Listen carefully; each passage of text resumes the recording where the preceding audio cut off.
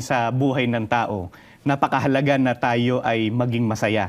Ang sabi nga ng iba, you only live once, kaya live your life to the fullest.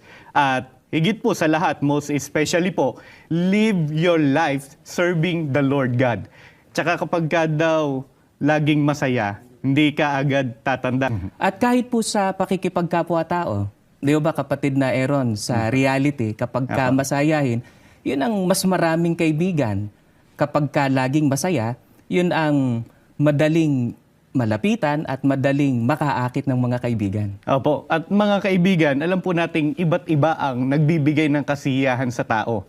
Pero ang marami po, kung hindi man ang lahat, ang nagbibigay ng kasiyahan ay ang mga bagay na material. Kaya maraming tao ang nagiging goal nila sa buhay at nais nilang ma-achieve ay maging mayaman sila at maging marangya ang uri ng kanilang pamumuhay. Opo, kapatid Aaron, pero lilinawin po natin, Opo. hindi po masama ang pagpapayaman. Basta ito po ay galing sa marangal na pamamaraan, yung hindi nandaya Opo. at pinaghirapan.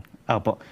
Alam po natin kapag sinabing walang pananalig sa Diyos, nangangahulugan po ito na walang pagtitiwala o hindi sumasampalataya sa magagawa at kapangyarihan ng ating Panginoong Diyos.